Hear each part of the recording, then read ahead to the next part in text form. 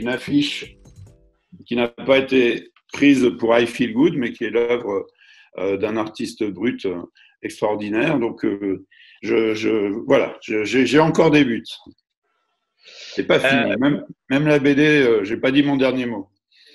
Benoît, qu'est-ce qui t'a fait passer de...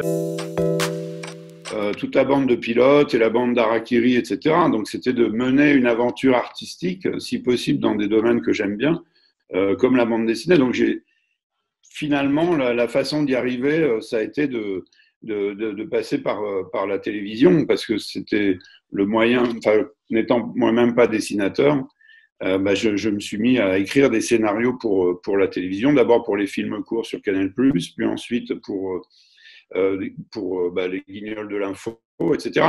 Mais même quand j'étais au Guignol de l'info, devenu d'ailleurs responsable des Guignols de l'info, j'ai tout de suite fait appel à des dessinateurs de BD, par exemple, pour écrire des scénarios avec moi, et puis ensuite avec d'autres gens, hein, bien sûr, mais il y a toujours eu cette proximité, quoi, en tout cas. C'est vraiment, vraiment marrant, parce que là, je vais vous dire, j'ai vu Gustave avant-hier, hein, et à la gare d'Angoulême, il y a un monument dédié à Goscinny, et au pied du monument, il y a cette phrase extraordinaire que je trouve géniale. Attendez, je veux pas. Quand j'ai entendu dire le métier de scénariste, c'est à la portée du premier imbécile venu, j'ai compris que j'avais trouvé ma voie. Voilà. Donc oui, voilà, c'est plutôt des gens comme Goscinny qui m'ont donné envie d'aller dans ce type d'histoire, en tout cas. Et puis ensuite, ça m'a amené à la télévision, et de la télévision au cinéma. Mais c'est plutôt ce type de parcours-là, quoi. Alors, tu as fait une entrée au cinéma fracassante Oui. avec Michael Cull, dont tu étais aussi la vedette. Mais ouais, non, mais c'était un truc de fou, en fait. Parce que avec le recul, je me dis, mais comment je me suis lancé à l'époque de la guerre du Golfe, donc vraiment, c'était quelque chose de très sincère. Mais comme je ne connaissais pas du tout ce milieu, je me suis laissé entraîner dans le cinéma, entre guillemets, normal, et puis, c'est devenu un film mais beaucoup trop gros pour moi, avec un budget énorme, qui s'est tourné finalement à Madagascar, alors qu'on aurait pu le faire à côté de chez nous. Enfin, je me suis laissé complètement dépasser par le truc. Et puis, mais bon, à la fin, on a quand même réussi à faire ce film, mais ça mériterait l'écriture d'un livre en soi, parce que ça a été mais dantesque du début à la fin, quoi. Mais en plus, ça a été une catastrophe industrielle. On peut dire qu'après ça, j'étais blacklisté, j'étais fini, en fait, il faut bien le dire. Mais bon, heureusement, j'ai réussi à rebondir grâce à mes amis belges. Voilà. C'est-à-dire? Ah ben non, je me souviens, c'était la fin, quoi. J'étais au bord du suicide, et j'ai pris un train et je suis allé à Bruxelles. Je suis allé voir quelqu'un que j'avais envie de rencontrer depuis longtemps, qui s'appelle Noël Godin, qui venait d'entarter Bill Gates et qui comprenait, lui, tout à fait mes opinions et mes envies. Et grâce à lui, j'ai pu faire connaissance avec lui. Puisque Gustave et moi, on est autodidactes. Et donc, je ne pouvais pas rêver mieux, parce que en un seul film, j'ai vu tout ce qu'il ne fallait pas faire, quoi. Et encore maintenant, ça me sert, mais même sur un choix d'un axe de caméra, de plan, ou bien même de promotion, ou de n'importe quoi, dès que ça me rappelle le Michael Cull, je fais l'inverse, et ça marche. Parle-nous de ta rencontre avec Gustave. Alors, c'était à l'époque, c'était la grande époque des Guignols, mais on commençait à faire Groland avec Moustique. Et à l'époque, nous étions invités à Cannes pour faire des flibusteries. Et bon, on y allait de bon cœur, il faut dire qu'on était quand même bien reçus. Et donc, mais je connaissais Gustave via Le Plein de Super, quoi. Il me faisait vraiment rire quand il était là sur les bords des routes, un peu ivre-mort, hirsute, espèce je sais pas, de mec sorti de nulle part, et qui, avec ses cartons, allait de concert punk en concert punk. Je me suis dit, putain, ce mec-là, il faut vraiment qu'on le rencontre, il est trop bon. Enfin, et effectivement, la première fois, j'ai vu sa tête de clochard céleste marchait titubé dans la rue à Cannes. Je lui ai fait simplement un signe comme ça, puis il m'a fait un grand signe aussi, il m'a reconnu, quoi. Ça, c'était la première année. Mais c'est tout, hein, il s'est rien passé de plus. La deuxième année, là, on s'est dit, non, mais j'avais réussi à rebondir après l'échec monstrueux du Michael Cull et à faire en sorte que Groland devienne une émission un peu plus costaud et qu'on passe vraiment en hebdomadaire. Mais là, du coup, il fallait de nouveaux scénaristes. On ne pouvait pas le faire qu'avec Moustique. Et je me suis dit, en revoyant ce mec l'année d'après à Cannes, et puis en le côtoyant, et on s'est dit non, mais c'est forcément avec lui qu'il faut travailler, il est trop marrant, quoi. Mais il n'avait jamais écrit un mot, quoi. Il n'avait pas vraiment écrit de sketch, mais c'est à Groland, nous on se doutait qu'il avait un talent fou, et finalement, ce qui devait arriver est arrivé, il a écrit pour nous, et puis ça fait maintenant 20 ans hein, qu'on mène des aventures folles ensemble. Qu'est-ce qui vous a donné envie, tu te souviens du déclic d'écrire un film ensemble? L'argent. Et nous, avec Gus, on s'est dit qu'il faut absolument rencontrer ce mec et puis lui proposer des idées. Et à chaque fois qu'on le voyait, parce qu'on commençait à connaître Benoît aussi, quand on le voyait dans des fêtes, on n'était pas toujours très en forme, mais on essayait de lui glisser une idée de scénario en disant on a peut-être une envie, et puis à chaque fois il se foutait de notre gueule en disant les gars, vous êtes gentils. Mais... Et puis un jour, c'est moi qui avais eu l'idée, je me suis dit mais un road movie en chaise roulante pour traverser l'Europe et aller voir Aki Kaurismäki. Et là il s'arrête, ça d'accord, mais je vous donne 2 mois pour écrire le scénario et moi je me donne 2 mois pour trouver l'argent. Et donc avec Gus, alors là on a su saisir notre chance, on a écrit le scénario en 2 mois, quoi. Et puis lui, en fait, il a réussi pas à arnaquer, on va pas dire ça, mais à trouver un notaire flamand qui a mis 150 000 € dans le film. Mais moi je vous dis, à l'époque j'étais grillé, hein, je pouvais même pas faire une demande de crédit en France. C'était comme dire ficelle dans une salle de théâtre. Enfin, j'étais l'auteur du plus gros bid industriel depuis. Et donc, effectivement, on s'est rencontrés avec Vincent, nous avec le scénario, lui avec son chèque de 150 000 €, mais pour le film en entier. Hein. Et on a signé lors du tournage d'un clip des Vents Passent, que vous pouvez d'ailleurs voir, qui s'appelle Si j'avais l'argent de, je sais plus, mais un clip où on joue avec Gus, on joue des esprits. Depardieu, Adjani, Yolande Moreau, Dupontel, Paul Vord, Corinne Maziero, là, Jean Dujardin. C'est quand même assez incroyable ce parcours. La chose qui s'est passée depuis le début, hein, c'est que nous, il y a des gens extraordinaires dans le cinéma. On avait envie de rencontrer les gens dont vous venez de parler d'ailleurs. Et ces gens-là, on a toujours écrit pour eux, quoi.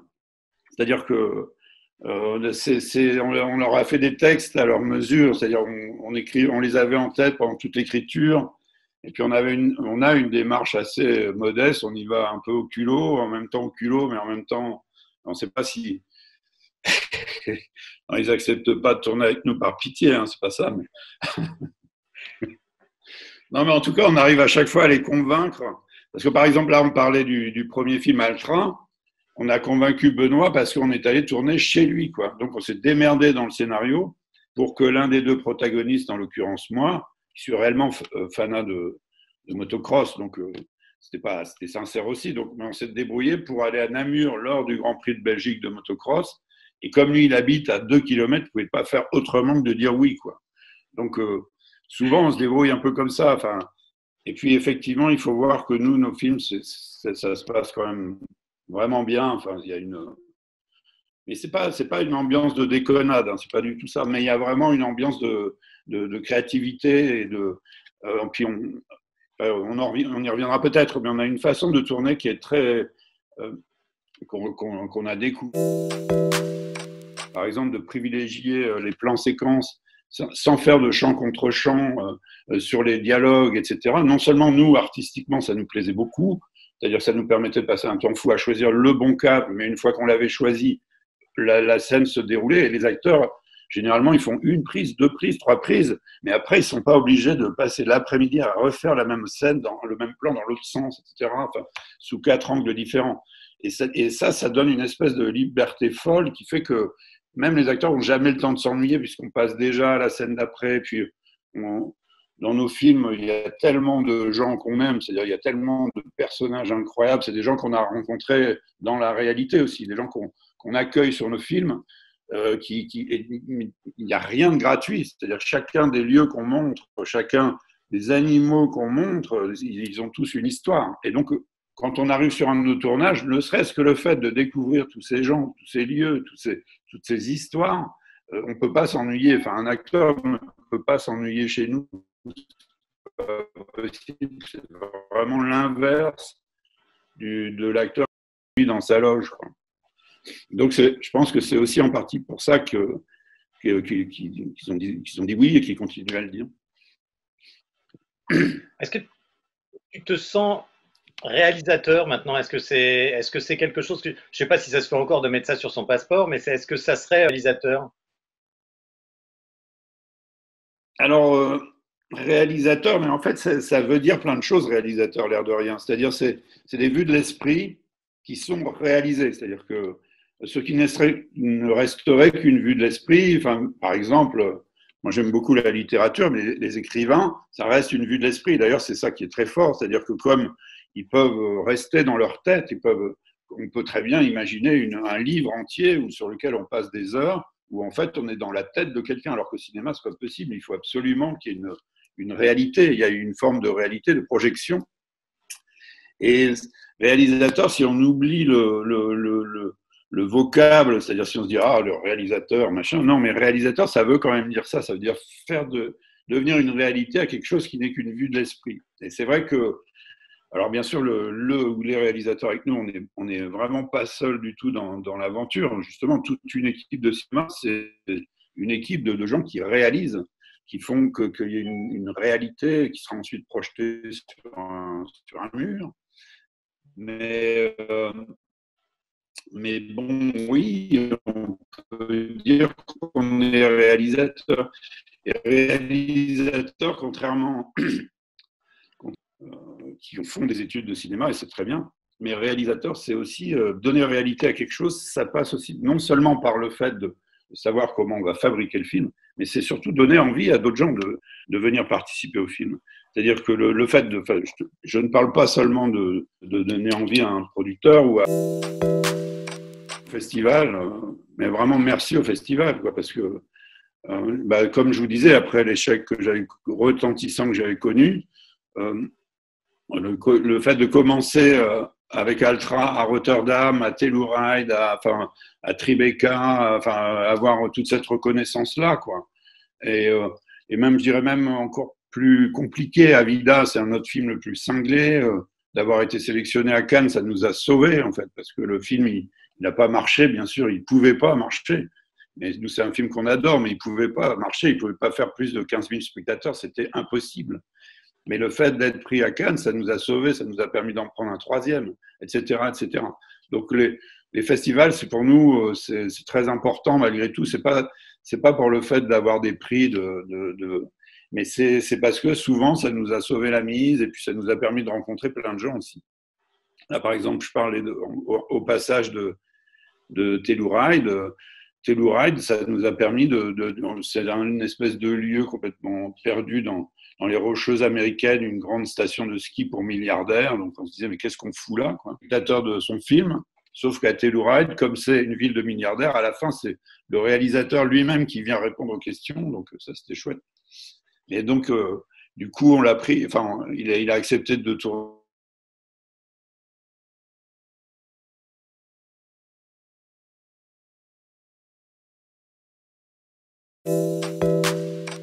On remerciera jamais assez. Même si ensuite on a pu faire la gueule de ne pas être pris pour certains films à Cannes, par exemple, on fera jamais la tête à Thierry Frémaux parce que c'était déjà très gonflé de sa part de nous prendre. Alors, comme c'est gonflé là, euh, à Dominique Besniard et Marie-France Brière de nous prendre comme président du festival Angoulême. Mais nous, on est super heureux, quoi.